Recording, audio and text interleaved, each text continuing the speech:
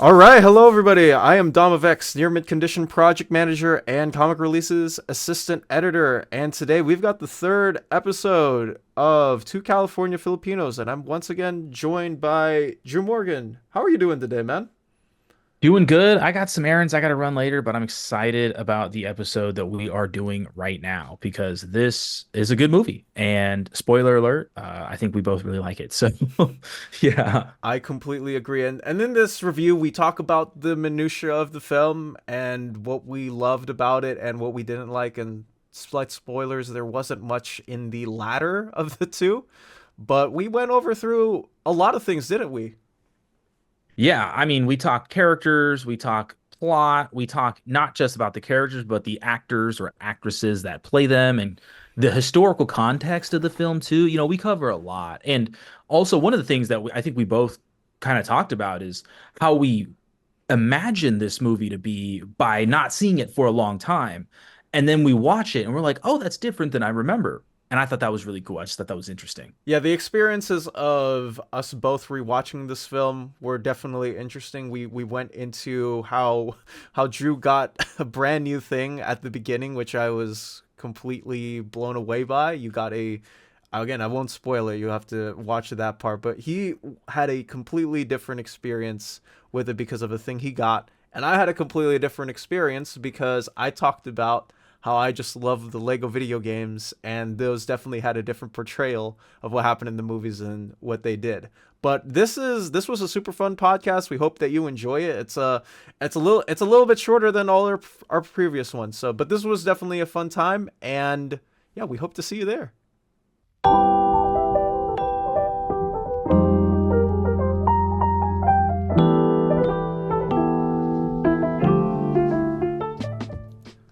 So last week we talked about how we were going to watch the first Indiana Jones movie, and well, here we are. You talked about watching it on a 4K TV 65-inch that I legitimately thought that you stole from Walmart. You got me there. It Yeah, was like super late at night. I was like, is this guy joking? I don't know. yeah, of course. Yeah, no, I did not steal the TV, but I did get a brand new 65-inch 4K like Samsung TV, which was super fun to watch the movie on. I had no idea I was getting this TV. So for reference, for this Thursday, or last Thursday rather, I flew to Vegas because I'm buying my brother's old FJ Cruiser, and not old, it's like 2008. And on my way back, I got sent home with a brand new TV. So that was why I had the new TV. And no, so for those of you like, why did you think he stole it? It's because when Dom originally asked me, like, how'd you get it? I was like, oh yeah, I put it in my card at Walmart, and I kind of just walked out, and no one said anything, uh, which is a good joke, but that is not what happened. Because yeah, I legitimately have, man, I don't want to say their names, but I've heard stories, right? You hear stories on Reddit, your stories from your friends saying like, "Oh, I took this thing and no one said anything." Where you're just like, "Yeah, it's a good joke," but at the same time, to me, is like, is that actually real? Um, FBI, if you're watching, please don't apprehend me. I didn't do anything wrong. I'm just saying, like, for the purposes of this story, I legitimately thought again, like, you got a free TV from Walmart. That Which would I be mean, great. I mean, who knows, right? You could have like won a raffle or done something and got the TV there, but it is what it is. But nonetheless, that's not what we're here to talk about, even though it is an awesome story, and maybe we can talk about TVs another time. But we're here to talk about Indiana Jones, Raiders of the Lost Ark, another film classic that I decided we should just watch on spot because I was feeling a Harrison Ford kick in, one of the greatest actors of all time, obviously. And what a movie. And it's a like I don't know, it's like Star Wars Episode 4 where it is a piece of cinematic history, but it also is just another fun blockbuster film that made a lot of fans for many generations, including mine, even though I didn't grow up then. So kudos to everyone who worked on the film for making another smash hit. Yeah, you knew it was going to have great production value when, Steven Spielberg's directing it. George Lucas also worked on it. Like you just kind of know that like those names, it's probably going to have pretty good production value. I mean, it doesn't get much better than like Steven Spielberg in like the 80s and 90s, That's like I mean, even 70s too if we're talking Jaws, but yeah, that's like peak Steven Spielberg. And yeah, it was really fun.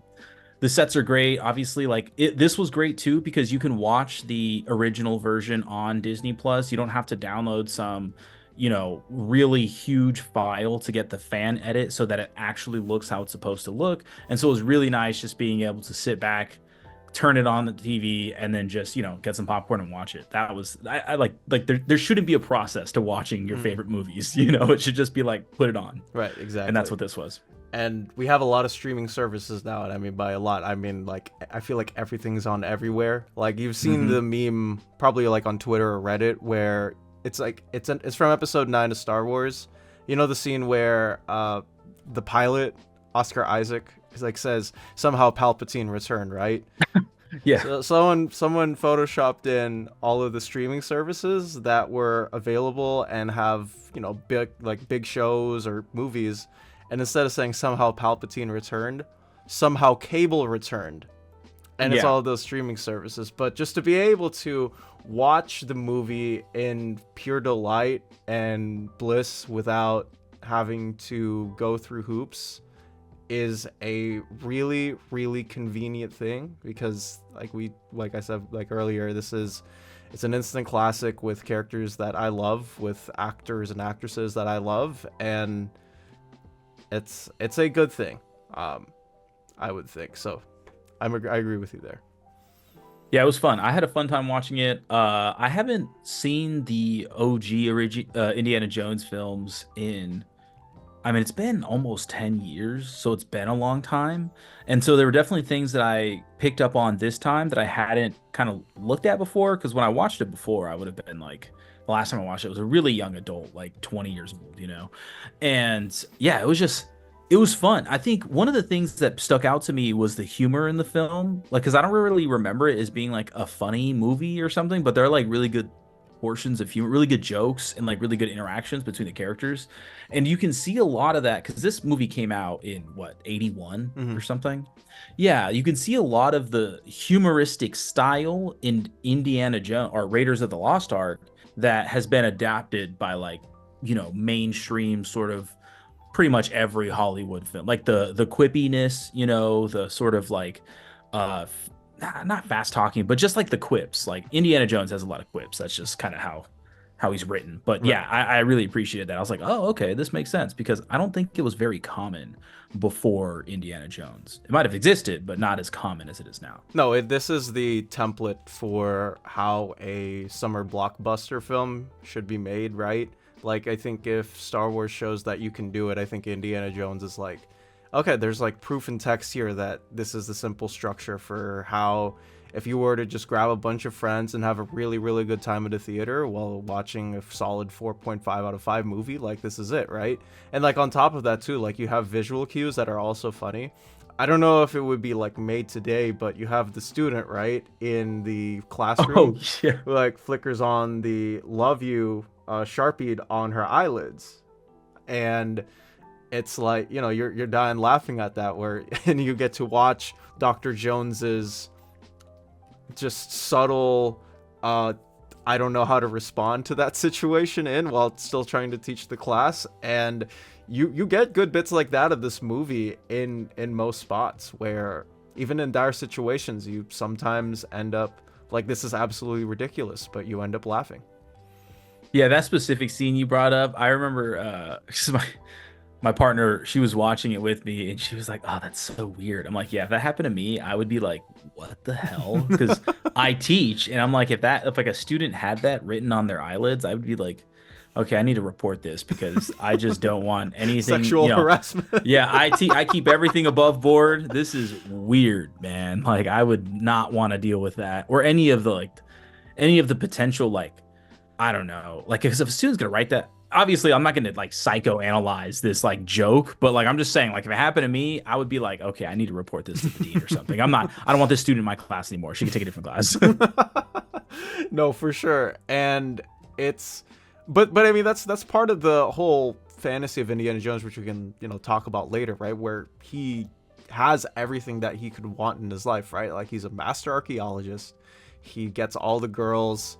He gets and finds the treasures that he's looking for, and he just has this like depth of knowledge that he has like over everyone else. And even too, like when he's interacting with Belloc, like a lot of those lines that he's saying, you're also ending up laughing because he's put in these ridiculous situations, but the way that he bounces off and against characters is pretty spectacular and well done too. Yeah, he's a great character. It's fun to watch. Like it's the whole movie from like start to finish is just so fun to watch.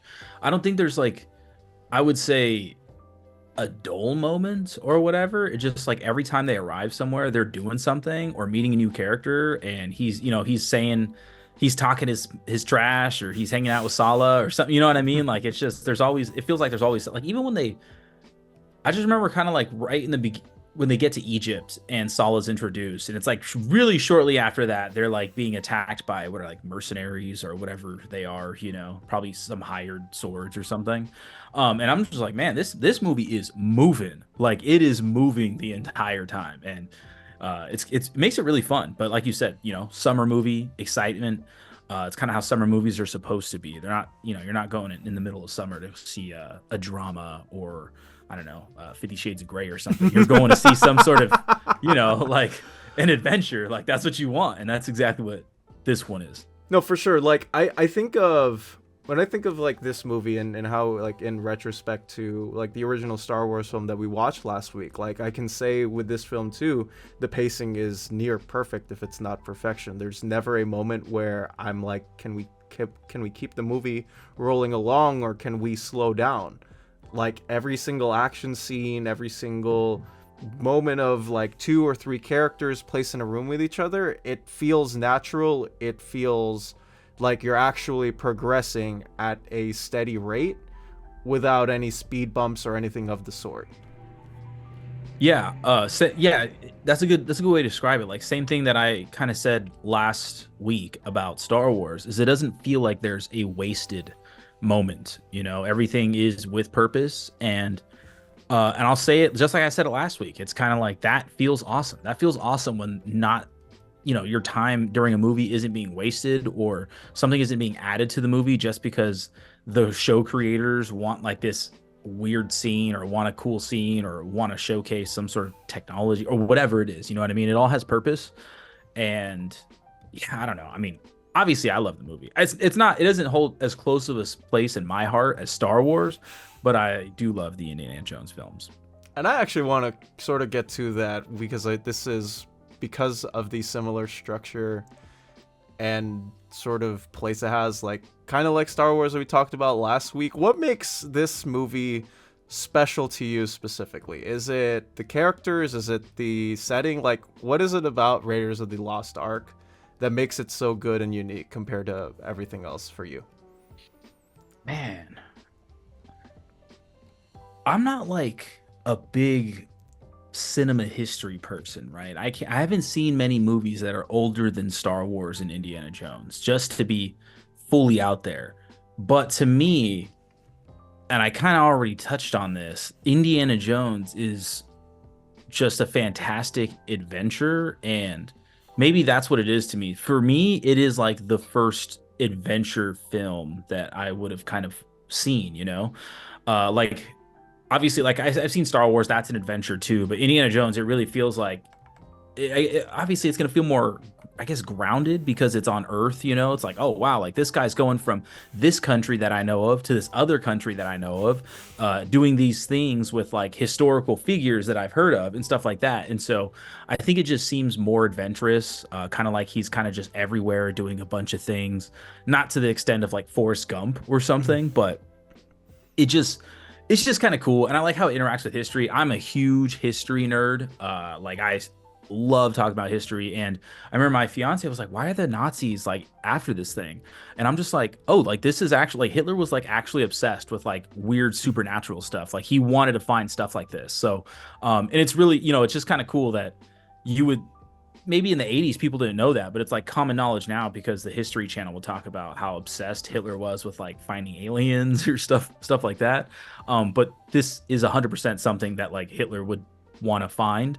And I was like, it was just kind of fun explaining that. I don't know. I like the way it interacts with history and stuff, but yeah. No, me too. And that's the perfect segue into how we can talk about like what we loved about this movie, right?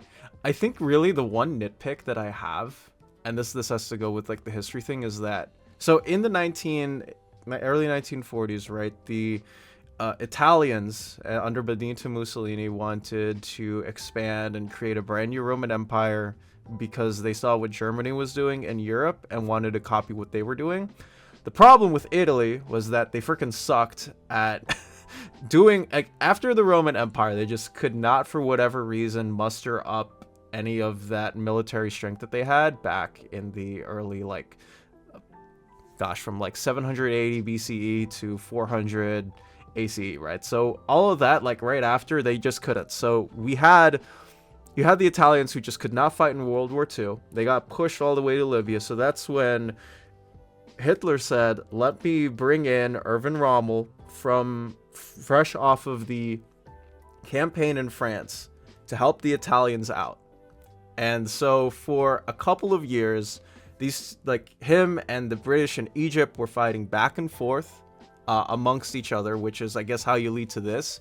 Really, the only thing that I am nitpicking is that Rommel never made it to Cairo. He was stopped by General Bernard Montgomery in 1942 at the Battle of El Alamein, which a lot of historians cite as one of the three main turning points in World War II, along with Stalingrad and Midway. Yeah. So that completely turned the tide. But man, if Rommel had actually reached Cairo and done to a certain point, this would have been like a perfect, like, 10 out of 10 historical reference in here. Like throw some cool, like, oh, they were actually there. But I love that the Nazis were here in this movie, just because, like, I hate Nazis and I love Indy just kicking them and taking them to town. But also, just like you pointed it out, the significance of, yeah, these high ranking German officers in World War II were super on dope and super obsessed with the weird fantastical, and this movie, I think, highlights that perfectly. Yeah, and then it just also happens to kind of be real. Like, yeah, no, it's interesting, like, because I didn't know. I never, when I was a kid, I just forgot when I watched the movie, especially as a young adult. But in the beginning, it says it's like 1936, so it's technically before World War II starts, at least in Europe. Like at that point, Japan was already, invading China and stuff like that. But yeah, no. So like this would have been well before that the Nazis were even like close to Cairo or anything like that. But nonetheless, it's still mostly, I would say, kind of historically parallel. Like not obviously accurate, but this is definitely within the realm of possibility, outside of like the end when everyone's face gets melted off. But no, like to that, like it's a perfect. And I like the way that you worded it, parallel, right? Because I think I realized this too when I was playing Battlefield 1 on my Xbox, that there were some, they tried to make it as accurate to World War I as possible, but obviously you don't have like super snipers or these different items that can blow up things. But the reason to it is, like, if it were 100% accurate, it wouldn't make, I think, for as good of a Hollywood atmosphere and background as it would have been otherwise. So I think in this case too, like, yes, it's not 100% accurate, but the distinct parallel between both the real and the supernatural and what's not real, I think there's a perfect balance between both of those, where we as a movie going audience, like, we're not questioning why this thing is acting the way it is, or why they need to get the headpiece, or anything else of the sort. Like, it all flows naturally. Yeah, it's within the suspension of disbelief, right? Like, oh, like I can believe these things happened. And so, I mean, we can talk about we can go deep into like suspension of disbelief at another time. It's one of the reasons why a lot of newer films, I'm just like, this is so bad. Like, this isn't even consistent within the same universe that this movie takes place in, right? But it's nice that, you know, we don't have those issues with Indiana Jones, Raiders of the Lost Ark. But yeah, so a couple things that I just didn't know. Like, I did not know that the guy who plays Sala is also Gimli in the Lord of the Rings trilogy. Did you know that? Is he actually? Yeah, it's the same actor, which is crazy because Sala looks like a big guy because he is. And then obviously Gimli's a dwarf. And so I'm like, man, dude, how the hell did Peter? Obviously, we're not talking about Lord of the Rings here, but I was just like, man, like that's a pretty good cast, you know? Like when you put everything together, like it obviously Harrison Ford, but like even the supporting cast. Yeah, the supporting awesome. cast is like, I love Belloc. I think Marion has such a great role in this movie, like sort of again breaking that whole, like, yeah, she is a damsel in distress sometimes, but she can kick butt in her own right when she she takes charge. Yeah, exactly.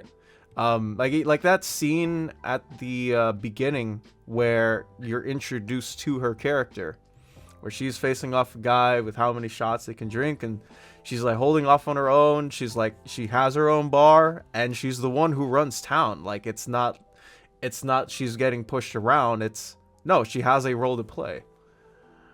Yeah, and that's something like when they introduce her, obviously it's like she can drink a lot. That's like the thing that you learn. She owns a bar. People like her. She kind of clearly lives on the edge. Like she's playing she's gambling, right? Playing a drinking game in her own bar, which is like, you know, you piss people off, people are going to stop coming to your bar. That's kind of how that would work. But yeah, and something I noticed is when they introduce characters, is even like Indiana Jones, when they first introduce him, like you learn a lot about him that comes up later. And same thing with Marion. Is it Marion? I was saying Marion. Yeah. But same thing with her. Like Indiana Jones, like as soon as he gets back into the plane after escaping like the indigenous tribes people or whatever, they're chasing him, there's a snake in his seat or, you know, by his feet or whatever it is. And he's like, the movie introduces to us very early on that he hates snakes, which comes up later, right? Like they do that intentionally. And same thing with her drinking. Obviously she can hold her own in a drinking competition. And later on, that's almost how she escapes, right? Like she uses that to try to escape later. It doesn't work out for her, but like you can kind of see how characters, I guess, act or react to whatever situation they're in. And it's not just like we're introducing this concept an hour and 20 minutes into the movie. It's like, oh no, we introduced this an hour ago and now it's just coming back up because, you know, you have to do, like when you have like 2 hours for a film, you have to do a lot of character building. You can't just like make things happen. It's not like an 8-episode series. And I think Indiana Jones did that really well. Yeah, it's especially too, like these are completely brand new characters, right? Like imagine if you're watching this for the first time in the 80s, you have no idea who any of these people are. You need to know like who you're rooting for and why you're rooting for them.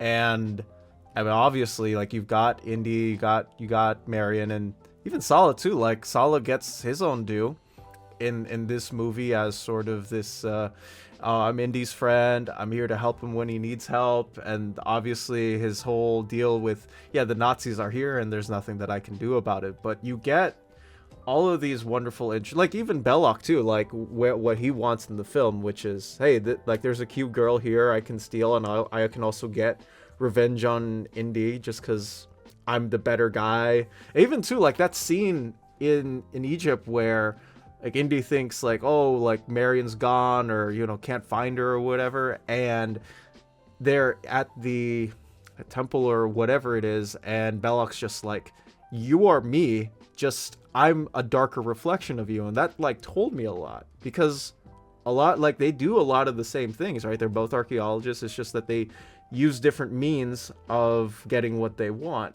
compared to each other. Yeah, he's a really cool, like, I wouldn't even, maybe he's like he's a cool one of the antagonists, you know? And I think that works really well. Like there's not just one singular villain, even though he might be the main one that drives Indy. And so in some ways he's kind of like a character foil in that sense. Not exactly an opposite, not exactly the same, but like someone that is used in the like in this film to help build Indiana Jones's character, which obviously it's just good filmmaking. You know, it's good writing, it's good character work, good world building, all that good stuff. And yeah, I think that, I don't know, like a good comparison maybe would be like kind of like not Goku and Vegeta, because Vegeta eventually becomes like a really lovable, you know, character that we like. But kind of similar to something like that, right? Like two people who are really similar in a lot of ways, but different in like the most important ways that kind of feed off of each other. Although in this one, like obviously the Belloc is, you know, he's creepy, he's weird. The movie isn't like, hey, you should like this guy, right? The movie portrays him pretty creepily, I think. Like, I don't know, at least in my opinion, that's the vibes I was getting from him. I was getting bad vibes from him. Yeah, I mean, like even when we're introduced to him first on, right, where we're in South America and Indy's trying to get this cool whatever it is, like golden dig find that he gets to the temple, compared to, like, you know, because no one else can get in there. I mean, that's the whole thing that we learn about from his character. But you get to see like immediately how Belloc is when we see him for the first time with Indy. Like apparently like there's a history to each other, right? Because it's not just, hey, like whatever, like I'm this person, like, no, it's like, hey, Indy, we meet again, Dr. Jones, and you got this thing that whatever, and now you're useless, so we're gonna, you know, rush it off and blah blah blah. But it's a wonderful introduction to his character and what he wants to do. I also love the escape scene that Indy has, where he's just like, yeah, I need to get out of here, and he runs and dumps off to the plane. I love that scene. Yeah, no words for me there. Like, that was just a good scene. Yeah, no, the escape scene is great. Obviously, it sets the tone for the film. Like the whole thing is Indy running. You know, there's no like, oh, let's stop and breathe. There's kind of some of that, but even when he's like moving slow, he's like trying to look for traps, right? He's always on the lookout for something. What's the guy that's with him that ends up dying? Satipo, right? Alfred. Yeah, Satipo. I didn't even know that was like Alfred Molina until I did a double take. I was like, what? That's him? Dude, I didn't know either, and I looked it up and I was like, oh, that's Alfred Molina. That's so weird. Really cool. Kind of wish it maybe wish that he like had a bigger role in the movie, but yeah, he worked for what he needed to do. I love that scene where he's like, throw me the idol, I'll give you the whip, and then he's just like, adios, Senor Jones, and just runs off away. Yeah, I think he was probably like a much smaller actor back then, right? Like he wasn't Alfred Molina that we have today. It was, you know, there's a reason why he got a sort of like side role, but knowing now who he was, it's kind of like, man, I wish we saw more of him, because he's a great actor, and he's, you know, the character himself, like even the short character that like died within the first 20 minutes, you're like, oh, he was, you know what I mean? Like he was unique in his own way. He was interesting, but yeah. Yeah, like that first, like that opening scene where we are introduced to all of these characters, like even like the Indiana Jones reveal is great. Like, where, you know, the coming out from the shadow, it's a silhouette. You're like, oh, who's this guy? And then you get to know more of him. Like, oh, he's pretty cool. I want to be that person. Yeah, he's got a good eye too for, like, I don't know, just being like, hold on a second, like this would be too easy. And then so, you know, he's looking at pretty much everything around. I don't know. It's weird. I feel like I remember the boulder chase scene being longer. You know? Me too. Like it was much shorter than I thought it would be. I don't know if it's like over exaggerated in like retellings of the media or something or whatever it is, but it just seemed to, I mean, I'm not disappointed. I was just like, oh wow, that was it. Like he outran it that fast. Like that, I don't know why I thought it was like 40 seconds. Maybe it's because I played a Crash Bandicoot as a kid, and there's the boulder scene where you're running from it, and so maybe that's why I thought it was longer. I have no idea. That reminded me of that, and also the Lego video games, because they had Lego Indiana Jones and Indiana Jones 2, but the boulder scene was only in the first game, which was super disappointing to me, because I'm playing 2 because they had, you know, the scenes for 1, 2, and 3, and they didn't have it in the second game. But the boulder chase in the Lego game is like 1-2 minutes long. Like, it's super long. You have, because you got to run away from it. And since it's a 2-player game, right? So Tipo isn't killed, obviously, like until the very end or whatever. And you're just like, okay, I need to collect all the studs and all the money that's like laundered there, or maybe destroy a couple things before the boulder runs me over.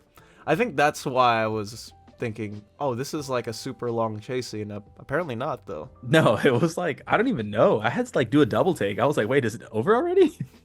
But no, anyways, I mean, obviously it's still great, but I just, maybe it's because I mean, this movie at this point is almost 45 years old. It's 43 years old. So how many times has because the boulder scene is an iconic scene.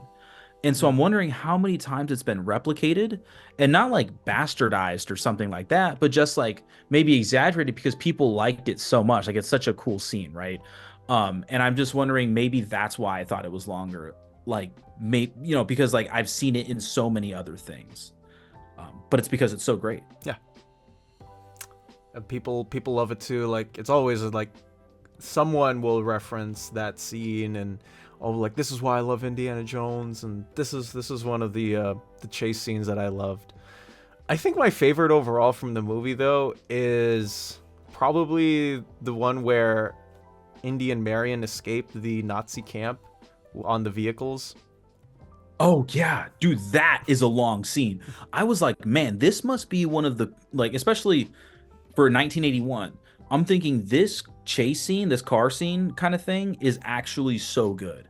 The effects are good. It's also like really long, and there's like, it's not just like a car, it's not like a chase scene where he's just doing the same thing over and over again. It's like constantly doing different things. Like, oh, now there's two people climbing on both sides of your car. Now you're like, you're like under the hood, and he like climbs under it as, as it's like going, hella fast. But yeah, I thought that's the scene you're talking about, right? Mm-hmm. Yeah, that scene is really fun. That scene's really fun. There's a lot of good action in it. Yeah, I don't know. What were your thoughts on it? See, but because my thing is, again, like, I'm looking at this like at the lens of 7-8-year-old me on like my PlayStation 2, PlayStation 3, playing this Lego game. I'm like, did I remember? Because like the way that they have it structured in the Lego games is that you have to destroy certain cars before you can advance. So you get part of it, right? You get like the cutscenes where Indy's like actually doing the thing in the movie. And then, like, you play the Lego game and you're like, oh, wow, this is nothing like the movie. Now, like, me remembering is like, man, this level in the Lego game was nothing like the movie. But I love the way that he trapezed his way out of some of the Nazis' hands and also outsmarted them at the same time.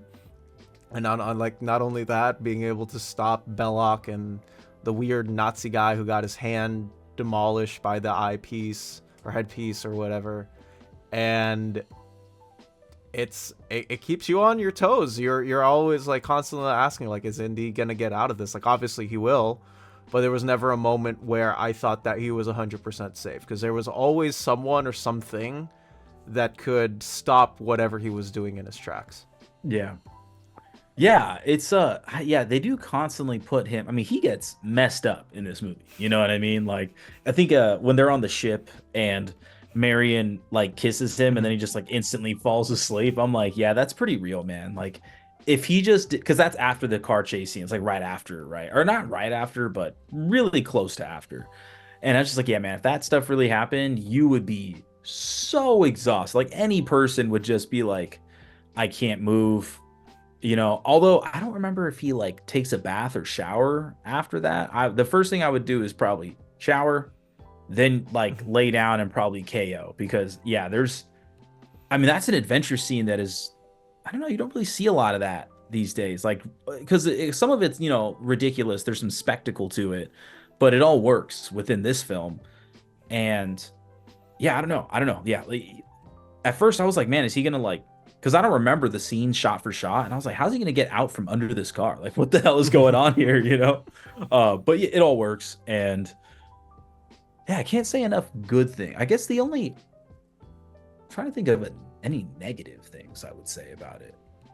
I guess some of the some of the effects might be kind of dated, but that's just a product of its time, you know. And so to me, it's not even a negative, but yeah. Oh, we brought this scene up earlier. You know, when he gets to Cairo and there's the cell swords that come out, Yes. like literal cell swords. When they come after him, the fight scene is just like kind of ridiculously slow and silly, you know, but I don't know, it's really short. And then, you know, Marion starts running and she gets in the basket and stuff.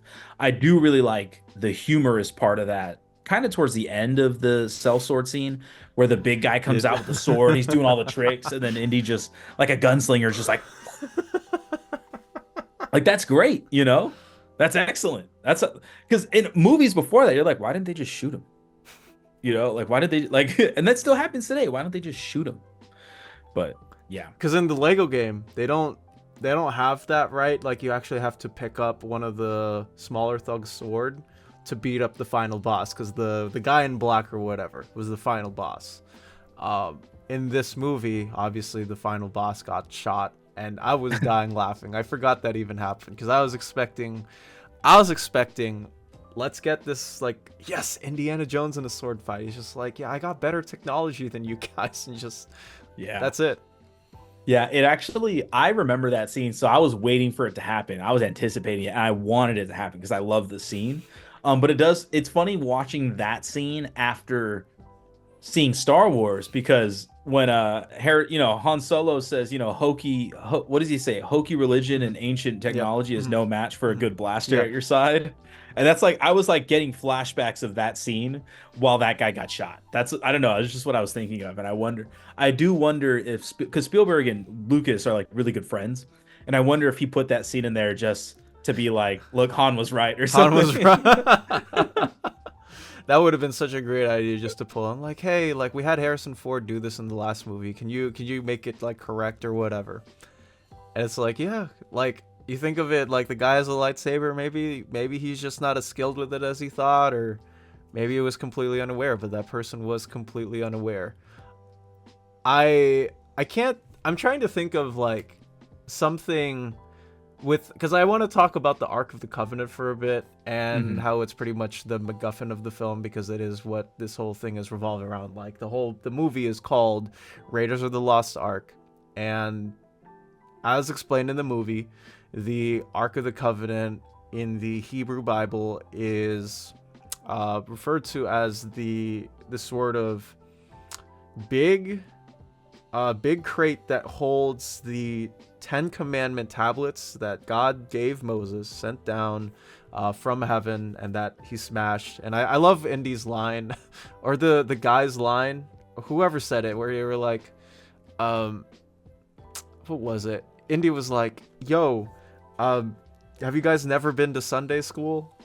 Yeah. Because I guess, like, but I love like the incorporation of this MacGuffin, just because you get to look at different points of views on like all sides, whether you're the bad guys, you're Indy, you're even the American government, who are just like, yeah, maybe this thing is, I don't know. I just love the inclusion that this is the first movie that we're doing, and it's based on, yeah, like, it's like Indy said, like, the army of God will lay waste to whoever holds the Ark.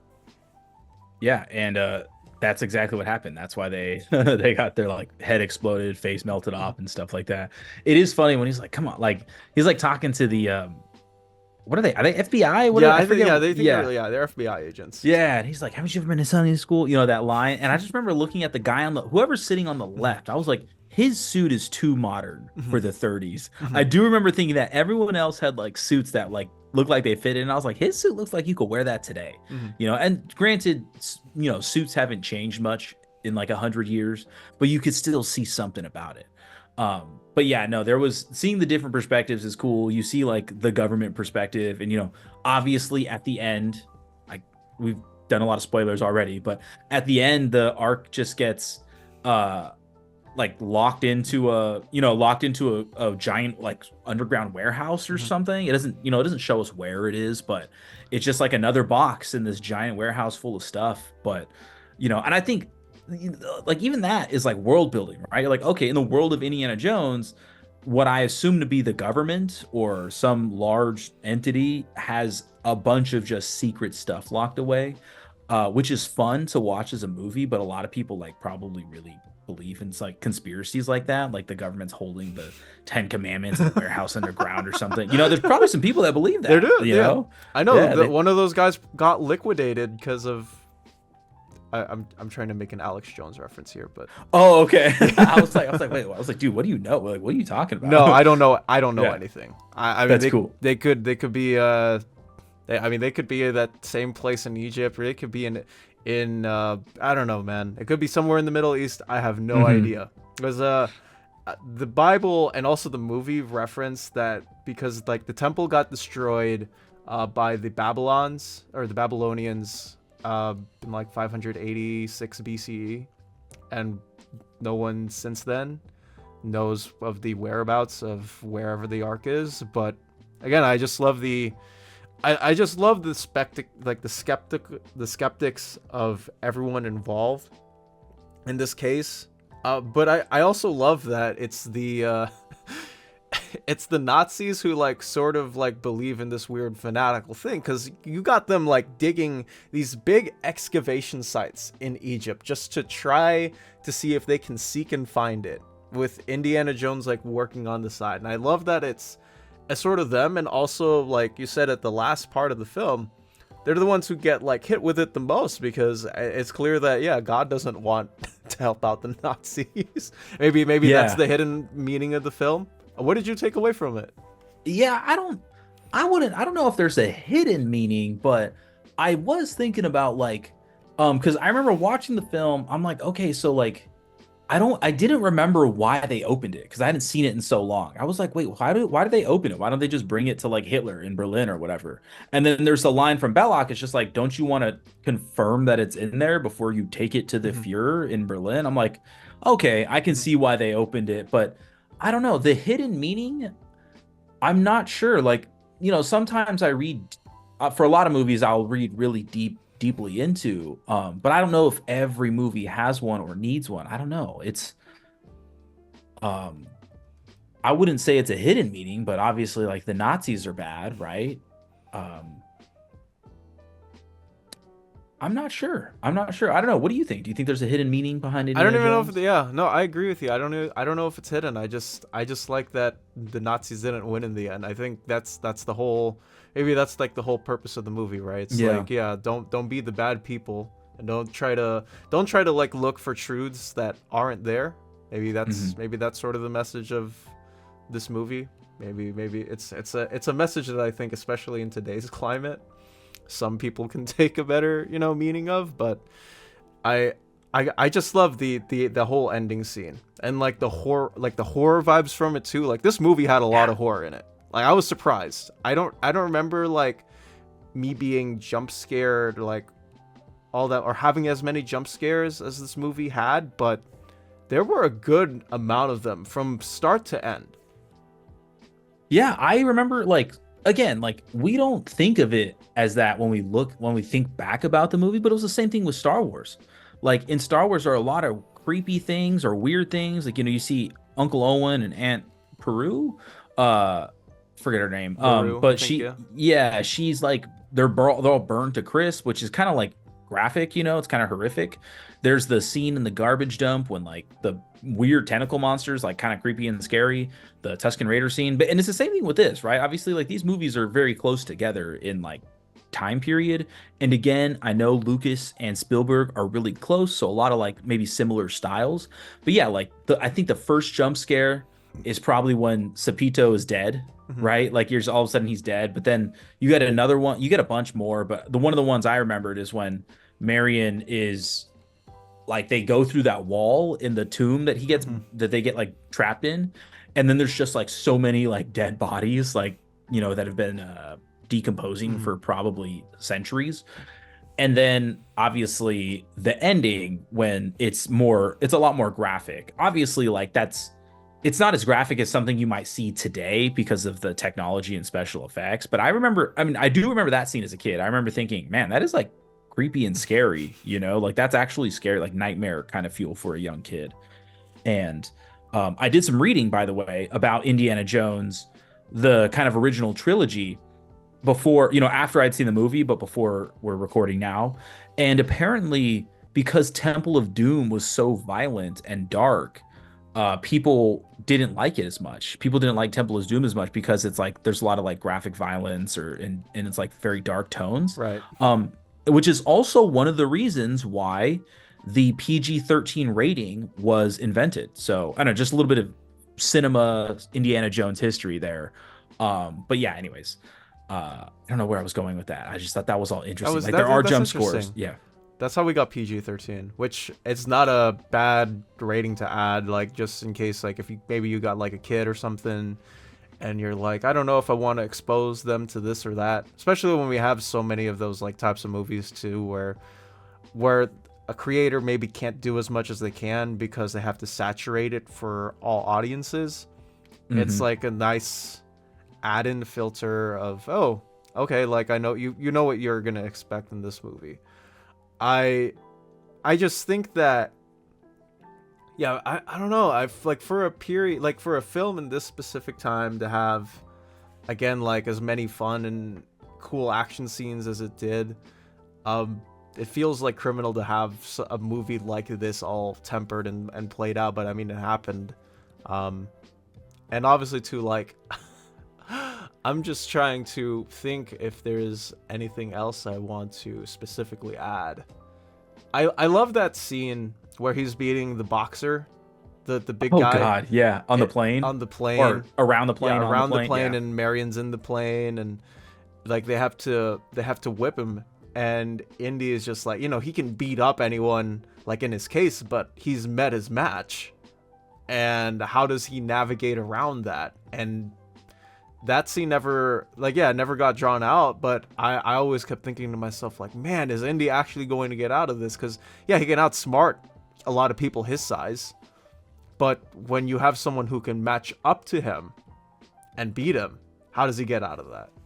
Yeah, and that guy's big. That boxer guy, I mean, maybe they do some clever camera work to make him look even bigger, but it's very clear that they're trying to portray him as almost like a Charlie Bronson type guy, I don't know if you're familiar with Charlie Bronson. He was like a British boxer / criminal, and he was just well known for bare knuckle boxing type stuff, which is, and like old school kind of strongman is what like that guy is modeled after. And I thought they did a really good job. Like when I don't remember him looking like that, and then when they showed him on screen and like he kind of sees Indy like fighting the other guy and he gets the smile on his face, I was like, oh, this is so funny. Like I don't know why, but that was like funny and like entertaining to me, just like the almost like a caricature of old school strongman type stuff. I actually know a lot about like strongman history and bodybuilding history and stuff, and so it's kind of cool because he even has the mustache, man. It's like, come on, dude, you know what I mean? Like it's very clear what they were trying to do. I guess the only specific thing I would add to all the things we've talked about so far is something that I did not remember. And I was like, is this one of the things that like George Lucas convinced somebody to add after like the remaster or something? Because I legit don't remember this.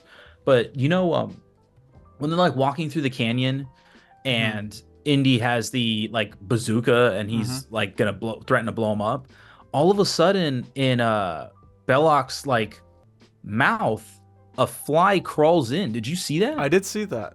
Yeah, dude. I was like, hold on, what? I was like at first I thought there was a fly on my TV because I was like, that's weird. And then like I rewinded it and I was like, no, dude, that's a fly crawling into his mouth. And I immediately had to like Google it and be like, what the hell is going on? Like, but apparently what happened, and this is later revealed in like a documentary, like an interview documentary thing. What they did was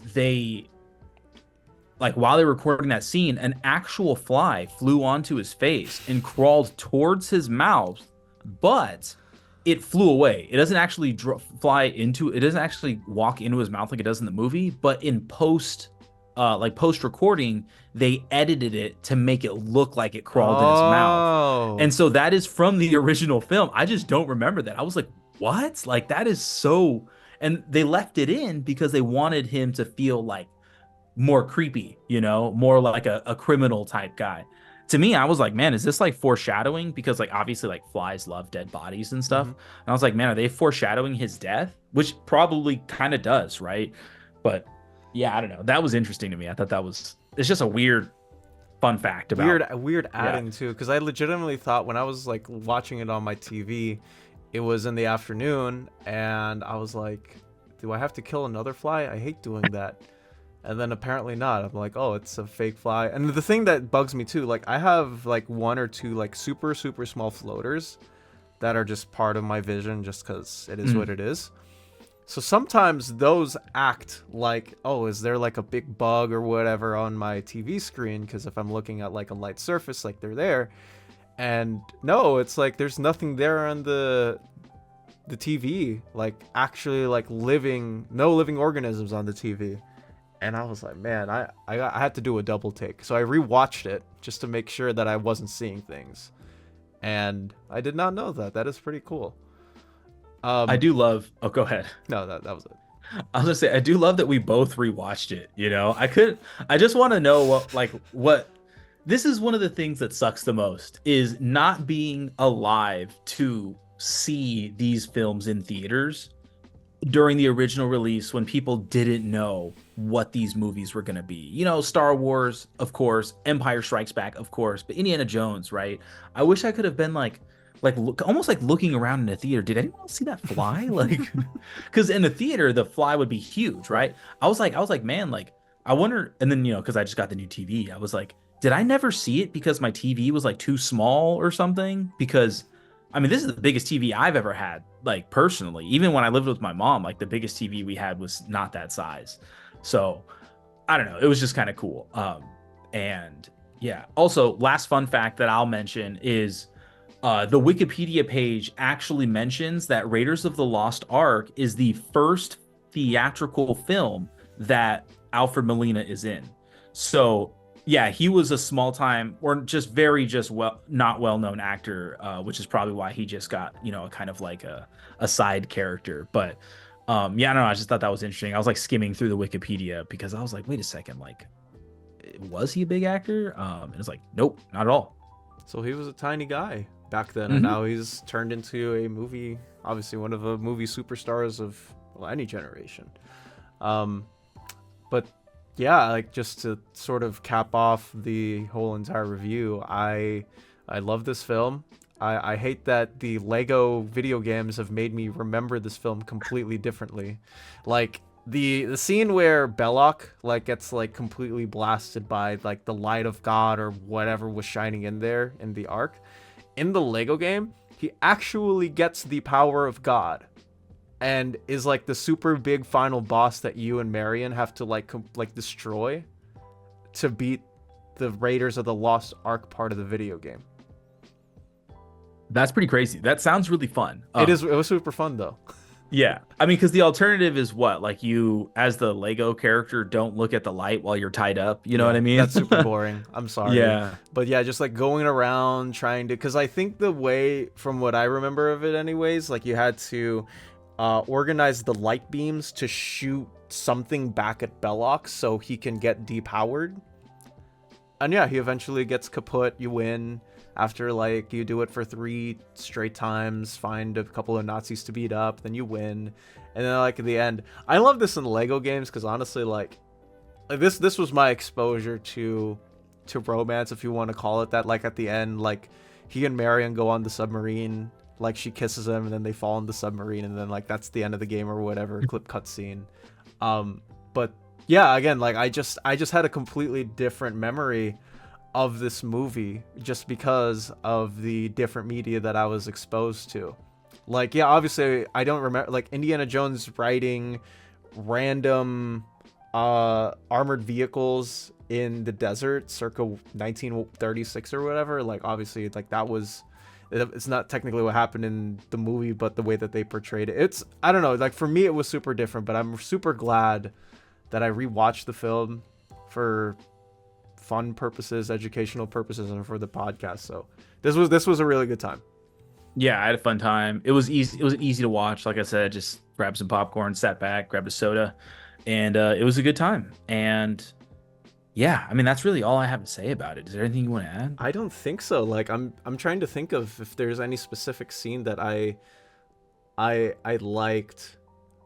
You know what? I will add. So you know the scene where Marion's like undressing to get in her like the white dress or whatever that Oh Bella yeah, got. and he's watching her. Yeah, so the thing is, there's on DirecTV, because we used to have DirecTV as like a cable service. What I would always do is if like a movie or whatever was streaming, I would always look at the parental, not the like the parental rating, but like all the parental stuff that happens in the film, Hmm. and like, you know, to educate, like, oh, if you want your kids want to watch the movie.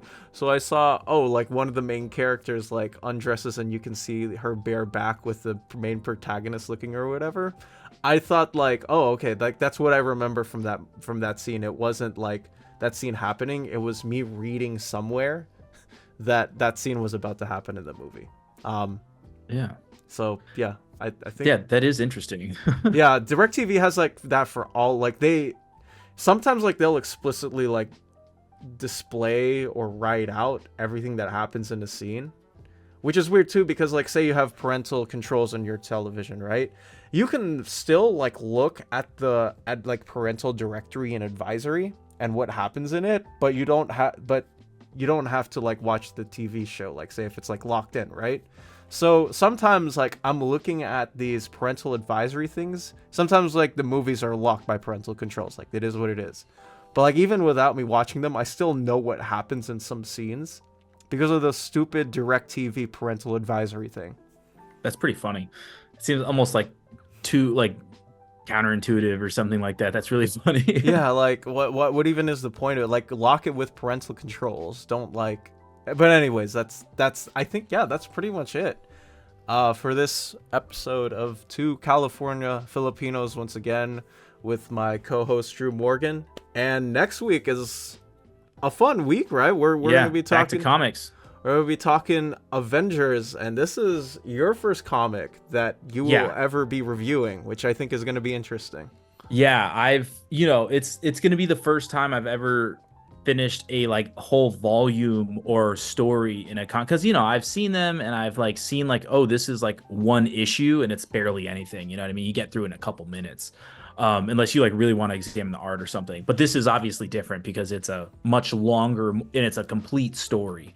But I'm excited because yeah, like you mentioned, I don't have really any experience with comics. So this to me, this is just a different medium of storytelling.